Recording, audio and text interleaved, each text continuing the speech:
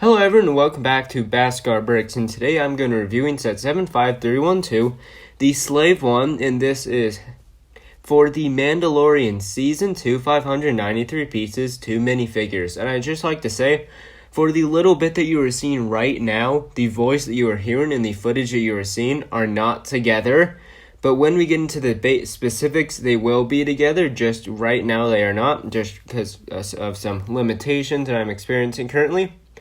But while you're getting a look at the box here right now, it is actually a pretty good sized box though. I was actually surprised by how large it is. I actually like the shape of it a lot, and even though I ordered it online, it came pretty decent condition, which I'm pretty happy about. Of course, I do keep all my boxes, so. Now we are going to go into the specifics. As you can see now, we are looking at the what's inside of it. And while you're quickly taking a look at what's inside of it, I'd like to point out some things quickly while you're looking at all of this footage. So, first of all, I'm going to complain about this now because I don't want to go off on it in the future. And honestly, this was just expected. This does have a lot of dark red in it. And as we all know, Lego has an issue with its color consistency with dark red. And this was kind of noticeable for me, especially with certain pieces. I think was it a 2x6 especially, a plate. So, yeah, that's just that. And also some of the stickers on this set were pretty difficult to put on. There are a lot of them, most of them are either on angled pieces. So you have to put them on a weird angle or some sort of curved piece. So, yep, that's just that, everyone. So, yep, with that out of the way, everyone, we're going to get into the rest of the bulk of the review where we take a look and handle the actual Slave one and the rest of the set itself. Alright, so before we go take a look at the Slave one itself and some of the minifigures, we have this side build here. This is a little, I guess, transport or cart that allows you to, get into the Slave one, or it has another purpose, which is to display the Slave one, which we're going to take a look at once we bring out the Slave one. But I just want to quickly get this out of the way. Of course, this is basically, you have a spot for a driver. You can place a minifigure in there, I think. It is a little bit of a tough squeeze. It is possible I would recommend standing one in there.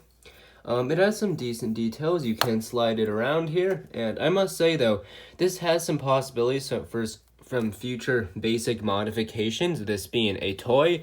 It is nice that they gave you a lot of space, actually. I don't know if that was intentional, but some quick modifications, adding a little bit more studs here. I think kids can make this almost a mini troop transport. From a collector's point of view, of course, or a displayer's, collector's, both, this actually adds a lot of value to the set, which we're going to go see in a second, but just wanted to point that out. Alright, so I'd actually like to take the opportunity to show this great handle that's in the back. Now, it just folds in. It doesn't look that bad on the back. Yeah, you do have that little bit of a gap. I think it's worth the value that it adds for children. It makes handling it very easy, making it extremely swooshable to fly this thing around, even just handle it if you're moving it around. Very happy with that. While we're back here, let's take a look at some of the awesome details here on the back. All those engines, very, very nice there. I like how they're positioned on here, and I love all this little detail added under here now. In terms of some more play value mechanics, excuse me for the Slave one not being on screen for a second, just getting out the handle again, you do have these stud shooters. Now, of course, while you're flying it, you just bring your hand over here or to the other side, and you shoot them. Very simple. These can be articulated, these nice guns here, and of course, you can place a minifigure in there. You do get a little bit of a console up there, though I don't think that the minifigure can interact with it in there. It's just for a little bit of extra added detail. Now, I must say there's a little bit of a gap under there, but it makes it a lot easier to move that up, so I feel like it's a worthy trade-off. So I wanted to bring it out here just so we can take a look at some of the more details that are active when it's up like this, but now we're going to bring it down like this, take a look at some of the little more stuff. Alright, so let's talk about some detail. Now, I love all of this. I love all of the, I think what is that, sand green and the dark green. All of the greens on this are very nice. And I must say, I love those pieces. Very nice. And detail of that little, I think, what is it, like a copper kind of colored piece. detail in here is very nice. Overall, considering the size, the shaping and detail in here is very, very well done. I like all of that sloping right there. Now, we don't have much of an interior under here, but we do have is a very, very classic thing for Lego slave ones to do, is that you open up this and you have kind of a carbonite piece in here. Apologize for that jump cut, excuse me. The limitations of the camera, it was kind of hard to get this out of there, but I just had to turn it off real quick, and there we have, what is that, a Gamorrean guard, I believe. I hope I'm pronouncing that right. This is a very classic thing to me. I wish they would have printed this, but it probably would look better with the sticker.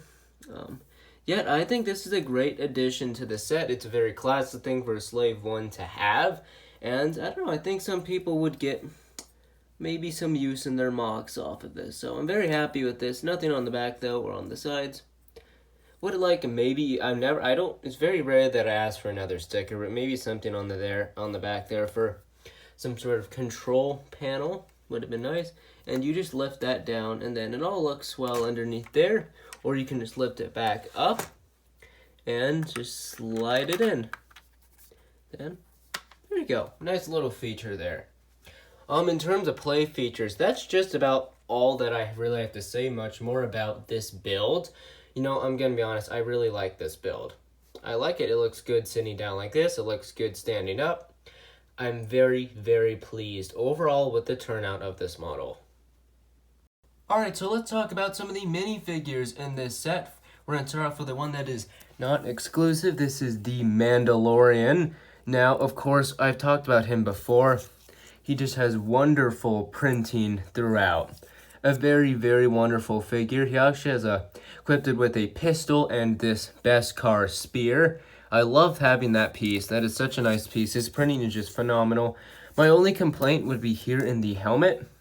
That is just much too thick. Lego needs to work on this helmet. Doesn't look awful. I think it's plausible, but it could be much better. He's very shiny. What a great figure. A great cape piece, though, too. So, of course, I spoke about this figure before. He is a lovely looking, shiny figure. So, besides that one helmet thing, amazing. Amazing job by Lego on him. Now we have the most exciting part. This is Boba Fett in his brand new armor from the Mandalorian. Props to Lego for making him in his new armor. Oh, excuse me, he is a little bit dark, so it might be hard to see some of those details. Oh, I think that's a, yeah, that shot right there gives you a lot of the details and let you absorb some of that in. You have to appreciate how well, look at how well the belt goes from those hips to the torso. Is that not just beautiful? Oh my gosh. I do have one complaint, though. I don't know how well you can see it on here, but in person, there's a little bit of black shining through on that yellow.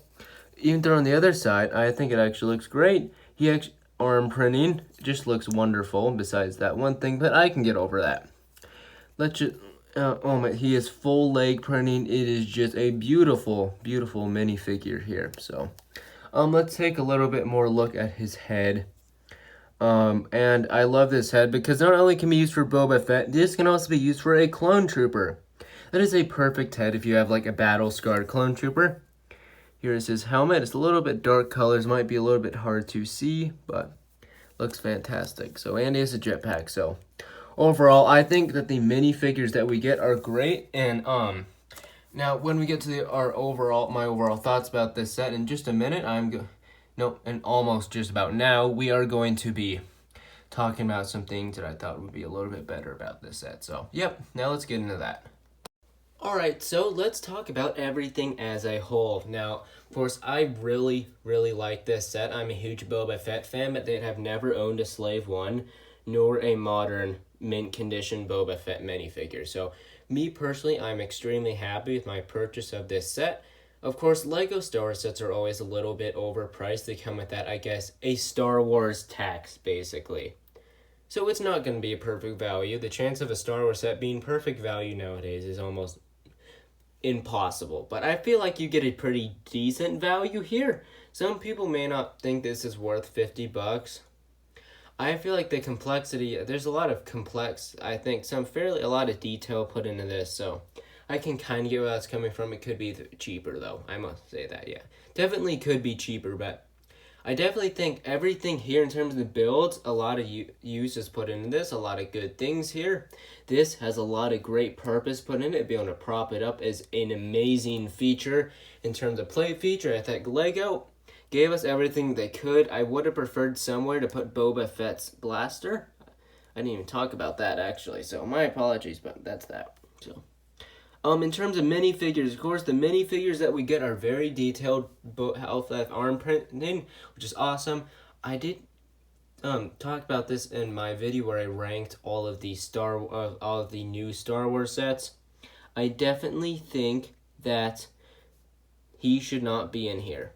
He's a great minifigure, but Fennec Shan should have been in here, but for what's here, I would recommend it, especially if you're a Boba Fett fan. But with that out of the way, everyone, that's going to do it for today's video. If you enjoyed it, maybe consider showing support with a like, and if you're enjoying my content, a subscription, and I do hope to see you in my next video.